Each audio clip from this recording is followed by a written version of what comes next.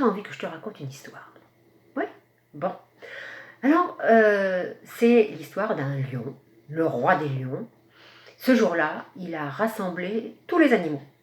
Puis il leur a dit, bon, pour manger, moi, il faut que je chasse, mais j'ai plus envie de vous courir après.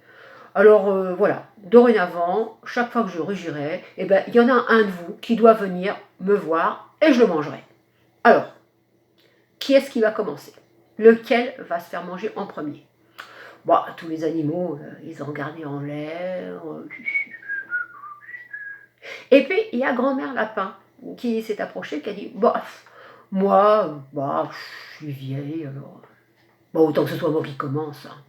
Demain, je viendrai, je me ferai manger. Et puis, elle est rentrée chez elle. Oh, ben c'est que toute sa famille était bien triste. Hein. Ses petits-enfants, ils disaient, mais grand-mère, grand-mère, nous, on veut pas que tu te fasses manger, grand-mère, reste avec nous, grand-mère. Et puis ses enfants, ils disaient, mais enfin, grand-mère, mais tu es encore trop jeune pour te faire manger. Mais non, n'y va pas. Ouf. Mais vous inquiétez pas, mes chéris, vous inquiétez pas, ça va bien se passer. Et puis toute la journée, tout le monde était triste dans la famille Lapin, sauf grand-mère, qui se promenait, qui s'amusait, qui faisait la sieste. Et puis le soir est venu, et tout le monde est allé se coucher. Tout le monde a mal dormi. Sauf grand-mère, elle a très très bien dormi. Et le matin, eh ben, on a entendu le lion rugir. Waouh! Alors, dans le terrier des lapins, tout le monde a dit, grand-mère, grand-mère, le lion a rugi.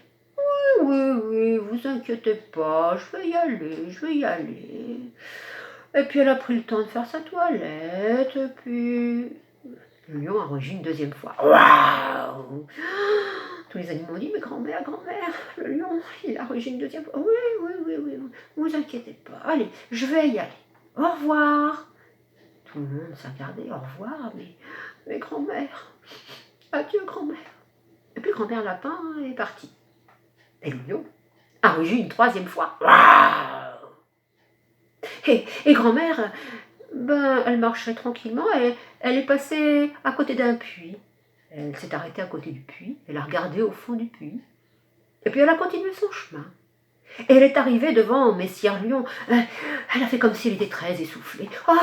Messire Lion, excusez-moi, excusez mon retard, mais figurez-vous que j'ai été arrêtée par un autre lion, un lion encore plus grand, encore plus fort.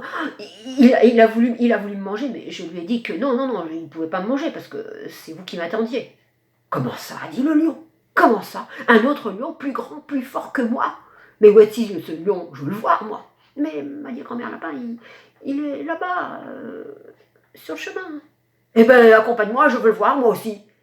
Et grand-mère Lapin a emmené le lion, le roi des lions, jusqu'au puits. Et elle a dit, Messire Lion, il est là, au fond du puits. Alors le lion s'est penché au fond du puits. Et là, au fond du puits, il a vu un lion avec une crinière énorme. Alors il a grogné. Et le lion, au fond du puits, a fait. Le lion, le roi des lions, a rugi. Et le lion, au fond du puits, a rugi.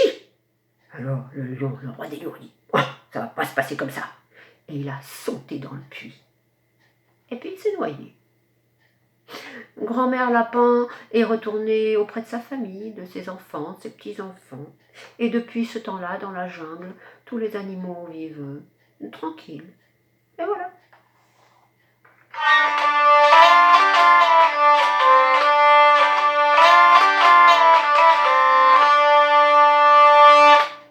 Voilà, c'est fini pour aujourd'hui. Mais si vous voulez d'autres histoires, dites-le moi.